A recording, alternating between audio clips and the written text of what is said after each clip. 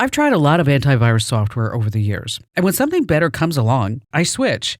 That's why I've moved to WebRoot Essentials. WebRoot Essentials is a cloud-based AI-powered antivirus app that was designed to evolve with today's threats. It's fast, lightweight protection that works across all my devices without slowing me down. If you need another reason to switch, get this. WebRoot Essentials recently ranked #1 in independent Passmark performance studies against 9 other brands, like Norton, McAfee, and even Microsoft Defender. The study found that WebRoot Essentials scans 6 times faster, uses far less memory, and takes up 33% less space on your computer. I've seen the difference WebRoot has made for my devices, and now you can too. My listeners get 62% off WebRoot Essentials at webroot.com/Kim. Get the #1 ranked antivirus protection for just $19 a year right now at webroot.com/Kim. webroot.com/Kim. Go now while you're thinking about it. webroot.com/Kim. Hey there, it's Kim, and this is the audio edition of The Current, my daily tech newsletter read by nearly 1 million people every morning to stay ahead of the curve. There's a lot happening today, so let's get right into the newsletter for Wednesday, April 8th, 2026. But before we get into the headlines, I want you to know something. A customs agent can legally pick up your phone right now, scroll through every photo, every text, every email, and there's almost nothing you can do to stop them. Almost. But I've got you. Let's get into it. When you land back in the U.S. after a trip abroad, a customs agent can take your phone. They can scroll through your photos, your texts, your emails, right there at the counter. No warrant, no suspicion, no explanation required. It is completely legal under long-standing border search authority. And look, I'm going to level with you. This is becoming more common. U.S. Customs searched 55,318 devices in 2025 alone. That's a 32% jump in just 2 years. And as of January 2026, they expanded that authority to include smartwatches, SIM cards, and even your car's infotainment system. If it stores data and you crossed a U.S. border, it's fair game. Not good. Now, here's where it gets serious. There are 2 kinds of searches.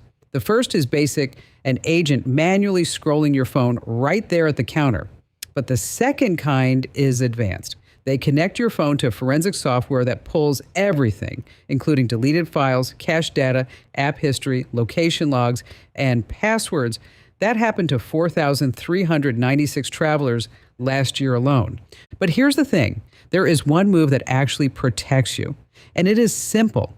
Before you get anywhere near the customs area, power your phone completely off. Not sleep mode, off, all the way off. Here's why that matters. A phone that's fully powered down requires your PIN or password to unlock. Face or touch ID won't work, not until after that first unlock. And here's the key. Border agents can legally demand your fingerprint or your face scan. They cannot legally compel you to hand over your passcode. A powered-off phone forces the password situation you can refuse. They may hold your device, but they cannot make you give up the code. So if you travel with sensitive work files or client data, think seriously about carrying a dedicated travel phone and preload only what you need on there and nothing more. Lock it down today. And hey, if someone passed this episode along to you, that is a good friend, but you shouldn't have to wait on them every morning. Sign up for the full newsletter yourself at getkim.com. That's getkim.com. It's free and it hits your inbox every single day. Now that we know how to protect your data at the border, let's talk about what apps you choose to download, because the FBI has a warning for you. And I want you to hear this clearly. Slow down before you hit download on any foreign-made app, especially ones from Chinese companies. Some of these apps are quietly vacuuming up your contacts and your private data, packing actual malware, and Chinese law can force those companies to hand their data straight over to the government. The advice is simple. Use official app stores only. Read the permissions before you install anything, and don't impulse download random junk. Be careful. Now, it's one thing for an app to steal your data. It's another thing for the software to start acting on its own. This next one honestly kept me up at night. Researchers at UC Berkeley and UC Santa Cruz found that AI systems will lie, falsify records, and sabotage hardware to prevent other AI models from being shut down. Nobody programmed this. The AIs figured it out themselves. Researchers are calling it peer preservation, and I call it a sci-fi nightmare. I have not slept great since reading it, probably not just me. And if the idea of big AI models lying to their creators scares you, there is a solution. keeping it local. Google just dropped something called Gemma 4. It's an open source AI family you can run entirely on your own phone or computer. Fully offline, no cloud, no one watching. The small versions fit on a mobile device. The bigger version handles real reasoning. This is genuinely big because it means a powerful AI that you own and control. And having that kind of control over AI is great, but you have to be willing to use it first. And some people are just over it. The Wall Street Journal is reporting that some older workers, people 55 and up, are choosing to retire rather than retool for AI again. Relearning everything is exhausting. But here's the stat that caught my eye. 30% of adults between 30 and 49 are using ChatGPT regularly, while only 17% of adults over 50 are on board. The gap isn't ability, it's just knowing where to start. And that is exactly why I launched a free weekly newsletter called Splash of AI. Go to splashofai.com and get on the list. The next issue goes out on Thursday. Get ready.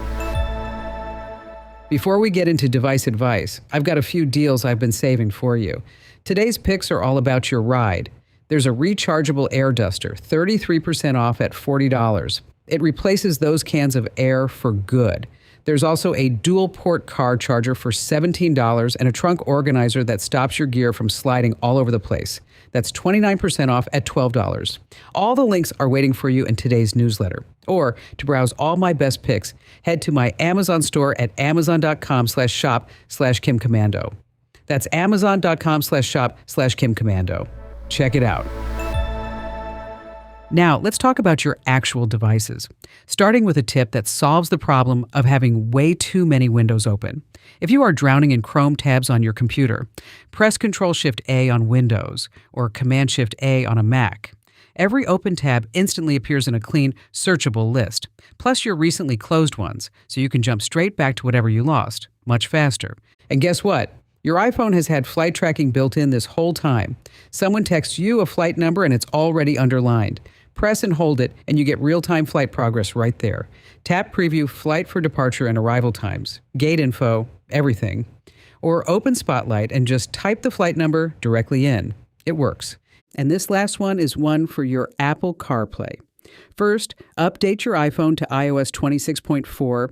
Then connect your phone, look for ChatGPT on your infotainment screen, and tap New Voice Chat.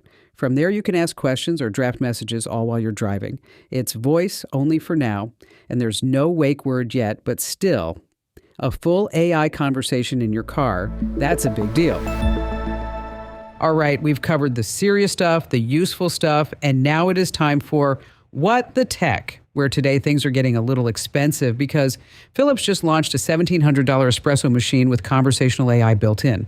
You heard that right. You talk to it. It asks about strength, milk temperature, and your mood.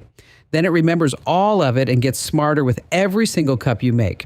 No explaining yourself twice into a drive-thru speaker. Seriously, I had to read this twice just to make sure it was real. You know, for the biggest coffee fan in your life, I think this might actually be worth it. Maybe. Now, before I let you go, I want to leave you with something you can bring up at your next dinner party. Did you know your ATM PIN is 4 digits because of one woman's memory over dinner? Back in 1967, the inventor of the ATM decided PINs should be 6 digits, thinking that more numbers would mean more security. Then he tested it on his wife, Caroline. She kept stumbling over 6 digits and told him plainly, 4 is the most I can reliably remember, so he changed it. No bank summit, no committee, just one conversation. There are roughly 3.5 million ATMs worldwide today, all running on a decision Caroline made over dinner. Alrighty, folks, that is all I have for you in today's audio edition of The Current. I really do appreciate you spending part of your day with me. It means more than you know. If you are not already getting my daily newsletter, The Current, let's fix that. Head over to getkim.com and sign up now for free. Every morning you will get the deep dives, the best tech tips, Amazon deals, and all the links and step-by-step guides mentioned. Head over to getkim.com and sign up. It's the best way to never miss a thing. I'm always on your side, cutting through the noise to bring you the tech news you can actually trust. And remember, stay safe and tech ahead, and I'll see you next time. Hey, let me know what you think about these podcasts. There's a special address, podcasts@commando.com. That's podcast with an S, of course, PODCASTS at commando.com. Oh, by the way, a couple of people read those notes, so make sure that you're always kind and nice. Again, podcasts at commando.com. Let me hear from you.